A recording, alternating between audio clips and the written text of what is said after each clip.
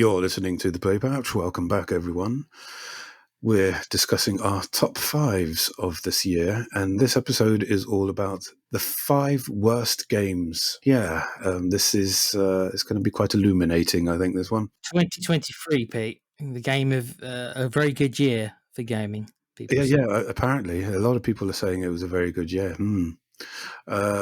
If you do like our show, give us a subscribe, slap the notification bell, give us a thumbs up, leave a comment, all that good stuff. Let's crack on. Do you want to start this one? Yeah, it makes sense. Our last show was about the most disappointing, and this is about just the absolute dog shite. Yeah.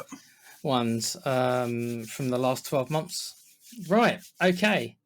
So there's going to be some rants, I think, on this one, guys. Number 5. Drum roll. Call of fucking Duty.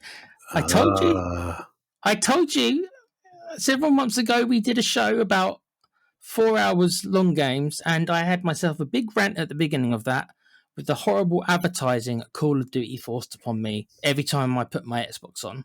Yeah. And I said that this game is probably going to make my top 5 worse for this reason. However, it's not only this reason, because you realise how bad the single player was, which was what the whole 4 hours was about. So if you combine the fact that I generally don't like Call of Duty games anyway, they're not made for me and how I approach video games with their 80% death matches, which is not something I like, and then 20% single player. So to be honest, I already don't like these games. But then when you add on the fact that their marketing campaign, now I don't know if it was Blizzard themselves or Microsoft, probably Microsoft, because they now own Blizzard. So they decided to have this shitty campaign of just throwing this ad in my face that is significantly pissed me off.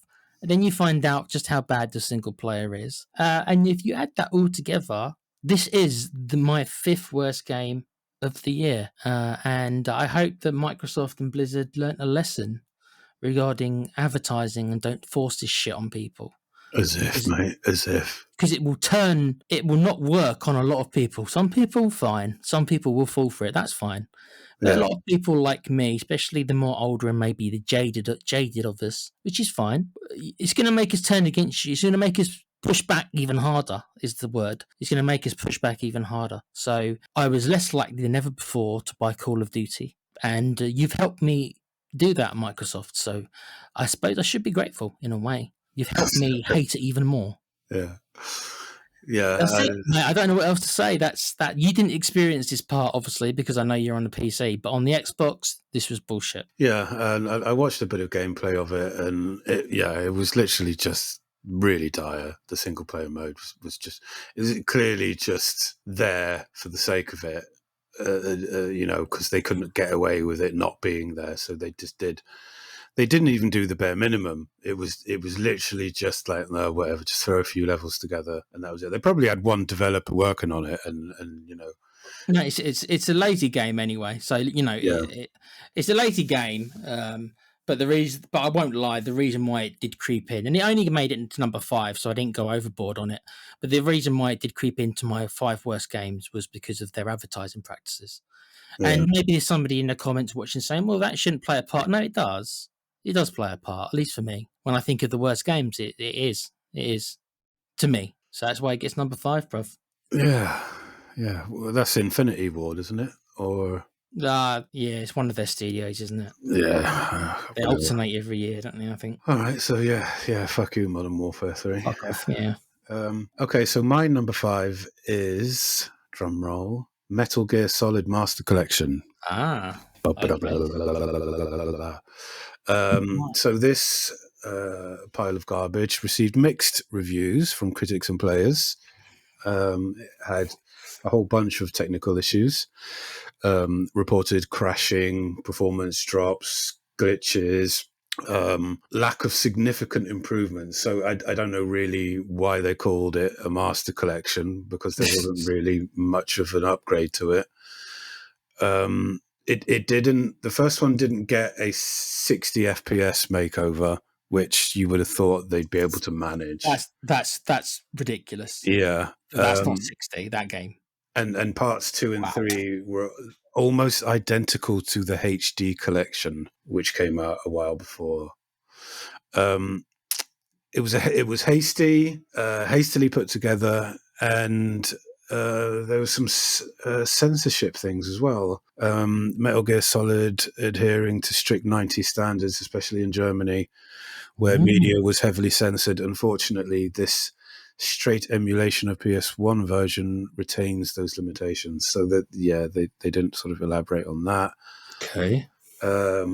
Yeah, so it's just like, it was just literally a cash cow, basically. And they didn't really put much effort into it at all. They didn't put any love into it. It was just, we need more budget money, so let's just sort of, release this. I mean, I'm not an avid Metal Gear Solid player. I've played it back in the day. I never played sort of the recent stuff on PlayStation, Metal Gear Solid 5, or, the dreaded Metal Gear Solid Survive. Oh, God. But yeah, I mean, like, I just think it's been done to death already, that style of game. And I know Metal Gear Solid was really the sort of the trendsetter, and I think a lot of people were looking forward to this Master Collection, but it didn't hit that mark. Sounds to me a little bit like when they did the GTA collection of last year, doesn't it? Yes, that was dire. Very, very dire. No, I mean, anyway. I like the Metal Gear Solid games, and I am looking forward to the Snakey whenever that comes out. But yeah, I mean, I wasn't inclined to really buy this, dude. Yeah. I wasn't inclined to buy this. It was just like, no, unless they're really going to make significant changes to these, update the controls and stuff like that. I'm just like, nah, not for me. Yeah, fuck it. All right, that's my number 5. Okay, so my number 4, a late entry. This was something else before a couple of weeks ago. Actually, less than a couple of weeks ago. It was a great PC game. Just about a game. Because people didn't think this game was even real until it came out. Right. This is a PC game called The Day Before. Ah, okay. You might have to be brief, because this is... okay. Okay, so, so basically, very briefly, because obviously there's more to come. This has ended up being a scam, really, because the developers have more or less shut down everything and tried to run away with the money. I don't think it's actually worked out for them. But basically, this was a game that people didn't think was real up until it came out, and it turns out it was technically real, but in such a state where it has been now removed from Steam. So it's no longer even available. And for what it was just a bog standard apocalyptic survival game of zombies. Does that sound familiar? Of course it sounds familiar, because it's just like DayZ and all the other games. Yep. So it didn't offer anything unique anyway. So even if the game would have been a proper game, so to speak, or a finished article, there was no innovation for the genre. It was exactly carbon copy. It reminded me of DayZ more than anything else. It was just a DayZ clone, from what I can see. I suppose I'll leave that there for now, and maybe we'll talk about it in a bit. I think we will, yes. So that's my number 4. So okay. Yeah, all right. So my number 4 is something that you talked about in the previous episode in 5 most disappointing games, and that is Redfall. You put okay. So yeah, so that's actually made your worst games. Okay, then. Yeah. Far away. Okay, so it was undercooked. Yep. Majorly undercooked. It's a looter shooter. In case you missed the previous episode, sort of vampire blood, whatever. The primary issue of it being that by the halfway point of the story, you're literally already underwhelmed by the bland missions, the weak combat, the repeated technical problems. And the AI, Pete. Has anybody seen some of the AI and how the AI reacts in that game? Yeah. Terrible AI. Joke AI. Rubbish. Yeah, it is like just drinking a cup of cold sick, to be quite honest with you. The visuals were very sort of mediocre. Some of the Arcane's DNA seeped into the game, especially in the magical abilities of the protagonists. Redfall's open world Massachusetts lacked the charm of Deathloop's funky retro futurism or Dishonored's Victorian backdrop. Missions in the game are cynical and repetitive. You find yourself poking through various locations, looking for random items and performing mundane tasks. One of the characters' special ability is that they called their boyfriend to help them, who's a vampire, called Jason, I think. Oh, That's one of the character's abilities, because Angry Joe took the piss out of it. That's great. That's an ability, is it? Calling your boyfriend over to help you, who's a vampire, fun enough. Right then. So yeah, on the whole, it's just a bafflingly bad game. And whether it's you're doing the single player or the multiplayer, it fails to meet Arcane's usual standards, I'm afraid. And I looked at this game and was disappointed that it wasn't an Elder Scrolls title and just ignored it. And I'm glad I did, because it's bollocks. You were thinking it was Redguard then, were you? Redguard. Well, yeah. I mean, like when they registered the name, everyone was like, "Oh my god, this is Elder Scrolls." No, it wasn't. So yeah, that's my number 4. If you want to hear more about that, check out our previous podcast on 5 most disappointing games. Yeah, I had a little bit of a go on it myself. Yeah. Okay, my number 3 is. You see, we get into some of the funny stuff now. The funny train wreck stuff. Rise of Kong. Oh, yeah. Is my number 3. It's number 3 and not higher because it kind of came out of nowhere. Really, there was zero expectation on it. It's just like, excuse me, is that meant to be King Kong? I mean, is that what that's meant to be? Is it King Kong? Yeah.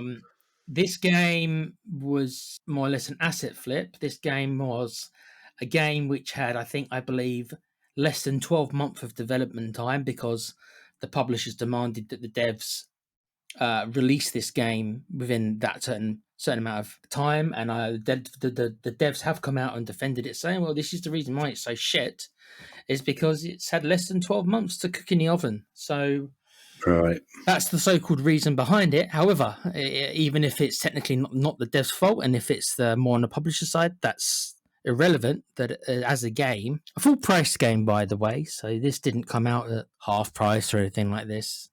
This was full $60. Go and have a look on Steam, mate. I don't know how much it is exactly right now, but it's not half price or anything. So and this was meant to be King Kong, even though it's a very small gorilla. Some of the cutscenes are absolutely fantastic, and when I say fantastic, I mean hilarious. Yeah. And don't the mountains or some of the sort of like vertical planes shift and morph as you get close to? Yeah, and then you get stuck in walls all the time, and some of the funniest shit, and then the animations of Kong and what he looks like are fantastic, and the combat is like meant to be kind of Dark Souls, and it fails absolutely terribly in everything it tries. And the only thing I'd say is that it does have that comedy factor. Yeah. That's still not going to make someone, unless you're super rich, I guess, pay full price for a game. Is going to make you laugh. But if I saw it going for a $5, I might pick it up just for the pure comedy value I may have. That's I mean, like, if you have children that you hate, or nephews or nieces that you can't stand, and they like computer games, maybe buy it for them for Christmas. Just to take the piss. So it looks like a PlayStation 2 game. Yeah, and an early PlayStation 2 game. Oh God. So I mean, there's lots of reviews. If anyone, just type in Rise of Kong and you'll have a laugh. So I probably recommend do that, because everybody takes a piss out of it because it's such an easy target. I can't think of anything it does well. Yeah. There's microtransactions in it. Oh, that's something I go. Where you can buy different colours for your Kong, so you can dress them up and stuff like that, if that's your thing. So you can do that. But it's number 3, and fantastic, just comedy game. Yeah, cheers, Kong. Yeah, that's it. That's my number 3. Well done, Kong. Yeah, so my number 3 is a bit unconventional. I've not played it, but I've heard startlingly bad things. And this used to be a much-loved title but apparently the this year's edition leaves something to be desired. I say something, probably multiple somethings. Farming Simulator 23. Okay. So the first major point is that you don't start off with much cash. You start off with like about 100 grand, which is wholly insufficient to get started. Like for instance, if you want to upgrade your tractor, it costs 200 grand, and it just sort of leaves you frustrated. Can you not go to the bank and get a loan? Apparently not. Okay. So it's got slow progression, and newcomers will find themselves bewildered by limited explanations. There's not much of a sort of tutorial thing to it. The mobile version is literally the main reason why this gets a tanking and is on my list. It's like it's dire, and I think, look, just on the whole, it's just shit, mate. It was just like it was a development flip, and people just didn't. So you didn't get to live out your dream of being a farmer then? Running a farm, no. Did you buy a new combine harvester, and did you get the key? No, I didn't find any key. I didn't get any combines. The depth is about the length of a puddle, and it. Maybe you'll be sort of, happy for a bit, but it won't last long. I think probably like a week into the game, you'll just be bored of it. And so what happens when you go bankrupt? Do they take the farm from you? I don't know. Oh, okay. But you can't sort of like, there's no equipment rentals. You're just going to uninstall it and ask for a refund. Can you not like grow marijuana and stuff too? I don't know. I guess that would be something though, but no, apparently not. We're probably best moving on from this one because it is just like really dire. I mean, like it was a golden child at one point a few years back, but yeah, not anymore, I'm afraid. So Farming Simulator does not give you a good representation of owning a farm then? That's a shame. No, it's not very simulator friendly. Yeah. My number 3. Okay, your number 3. So we're up to the bigger train wrecks now. I mean, the 2 big train wrecks. So for me, I believe this is mentioned in your disappointing games. So I'm obviously being much more harsh on this. This is Gollum. Now, even though I'm not a defender of the law anywhere near as strictly as you are of Lord of the Rings, I do hate it when they take beloved franchises of any kind, even ones that I don't have the same passion as some others, and do stuff like this. I'm surprised that they got the license. I don't know really how they got the license. I'm guessing the majority of their money went on the license. So they thought to themselves, we'll pay whatever their budget was, we'll give 90% of our budget will go on in obtaining the license, and then 10% will go on making the game. It reminds me of what they did for like the Predator series, remind me of even what they did for the Rambo game from a couple of years back, and all these other kind of franchises, so to speak. Yeah. Star Wars has had a lot of these over the years as well. But I don't know if the ratio from the potential of a license to the finished article, I don't know if there's ever been a bigger gap than this game. Yeah, it was pretty fucking dire. It's just like Trev from Up the Road coded it. Do you know what I mean? Because obviously it's one of the most well-known licenses in the world. Not only for the books, obviously for the free gigantic film releases, and then the lesser good ones, but still did well enough, the 3 Hobbit films. Yeah. So most people in the world know of the license, and then of course they've chosen to focus on a character who is one of the more popular characters. Obviously, he's not a good guy per se, but he's a controversial kind of unique character that Andy Serkis did such a good job portraying. Yeah. Do I think that character is the best basis to make a game of? No, probably not. No. Interesting, but there's still, but that doesn't mean it needed to be this. Yeah, they easily could have done it. If they didn't want to set it kind of like playing through the film to him, fair enough, because maybe that's been done. They've covered the films, so if they wanted to make it a unique story like they kind of have, then fine.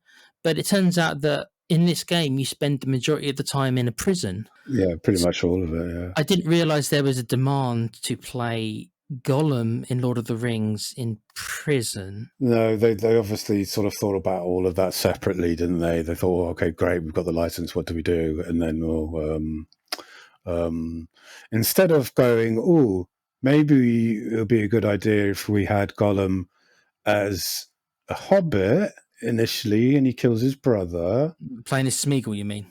As Smeagol, yeah. And then we sort of like have a game of him slowly transitioning into Gollum because he was outcasted by his kin and he went to live in the mountains. Yeah. Maybe it would have been interesting to have something like that as the background, but no. Instead, they go for something like, being stuck in Mordor in a prison somewhere, and forced to collect things.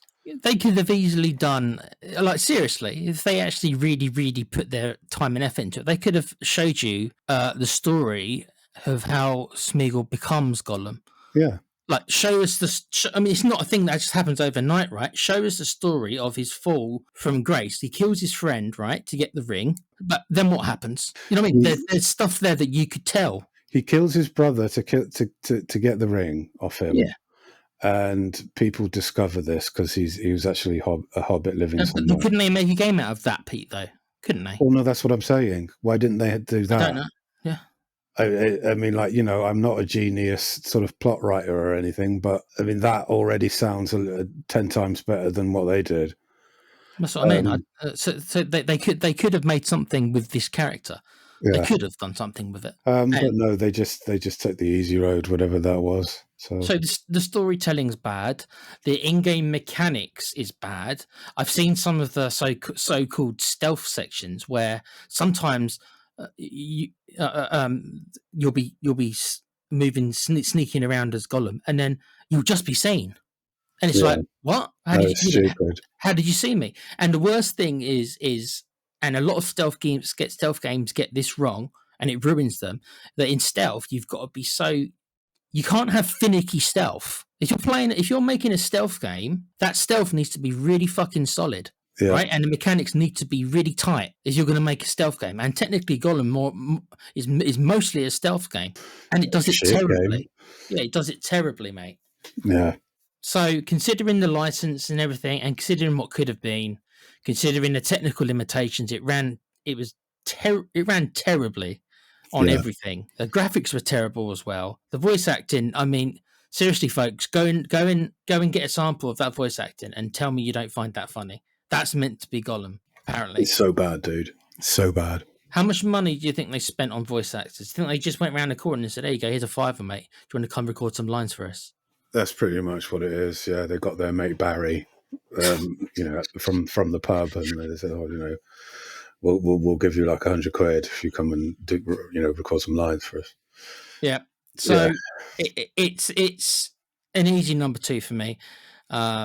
It definitely gets number 2 over Rise of Kong, because Rise of Kong didn't really have a franchise behind it. Yeah, King Kong, but it's not the same, right? It's not. I mean, this is Lord of the Rings, a very prestigious license, even though it has been butchered in recent years, unfortunately. And this game doesn't help the situation, does it? No. Number 2, and that's it, dude. That's my number 2. All right. Well, my number 2 is The Day Before. Right then.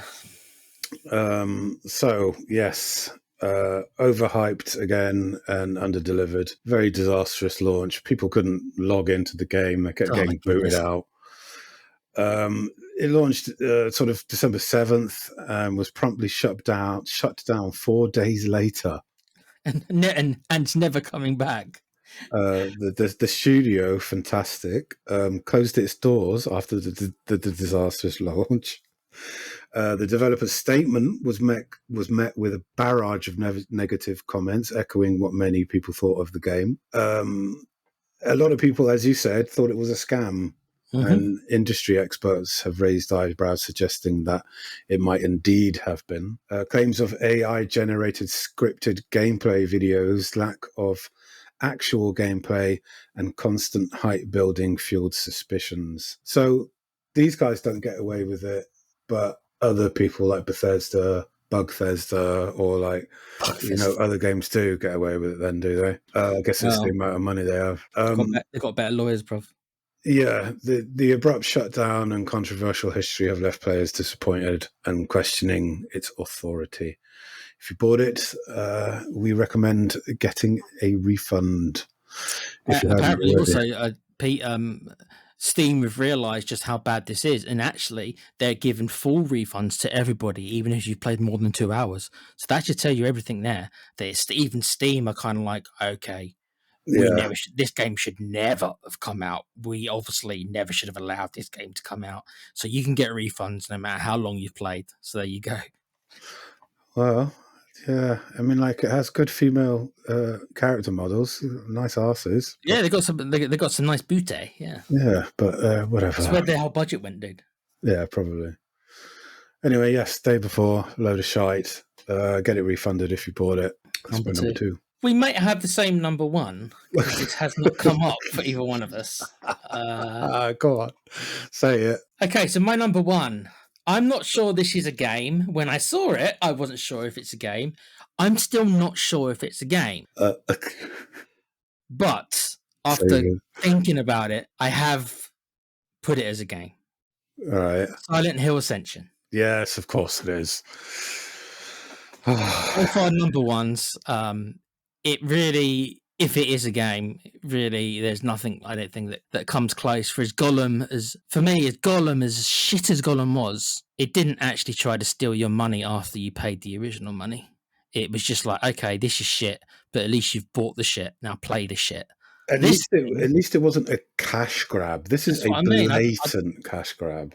Yeah, the Silent Hill Ascension, it's just like, you ain't even really getting a game. You're getting a vote, which won't matter because there's significantly richer people than you who are going to do the same thing as you. So yeah, and it would be something if the quality of these cutscenes, whatever you want to fucking call them, were any good, but they're not. It's like it's too dark, and the character models are just like soupy.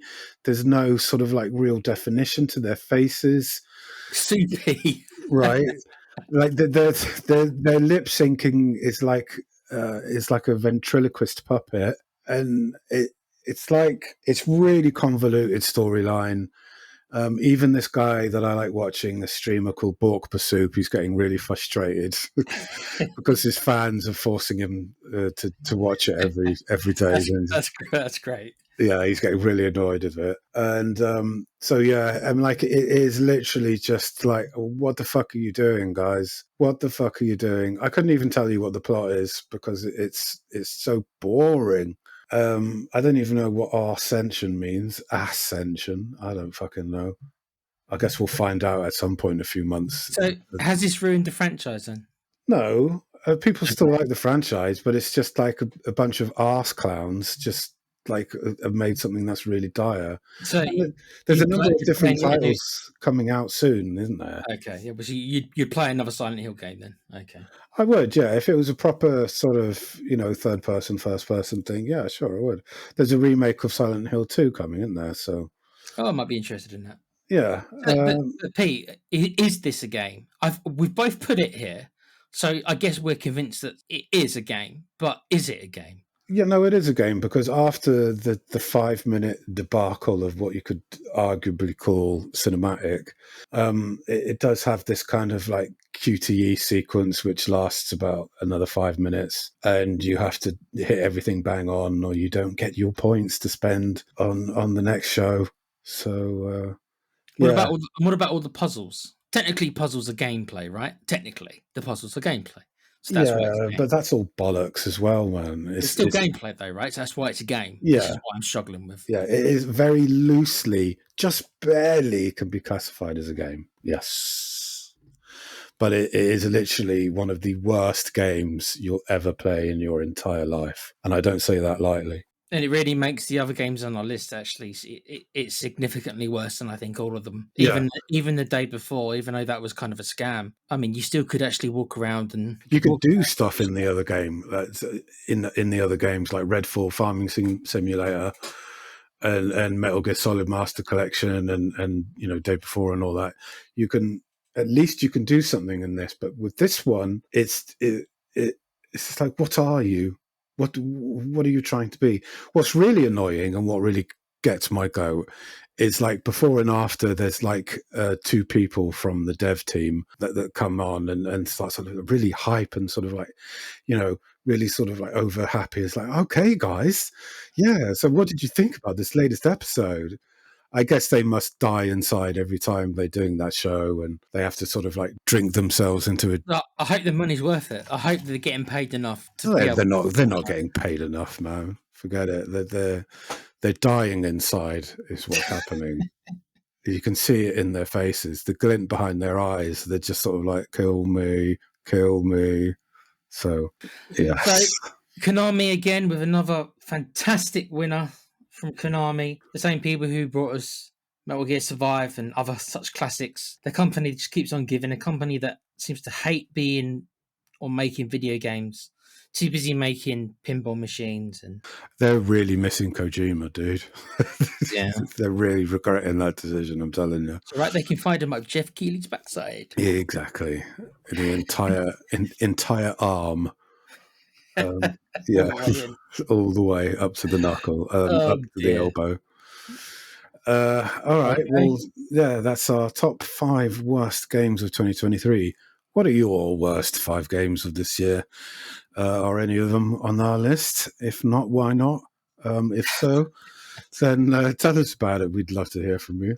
And if you like our shows, then give us a subscription, slap the notification bell, hit that thumbs up button, and leave a comment, and we'll get back to you literally within hours, because there's either one of us are going to be up at any point. Yeah. And guys, just to add, that's most of the negativity, I promise, gone in those 2 lists. So the next 2 lists will be the best games, so we'll have something to be happy about, and then the final list of the year will be the most anticipated for 2024. So please join us. Yeah, look forward to that. That's going to be a good one. All right, everyone. Until the next episode, we shall see you later. Later.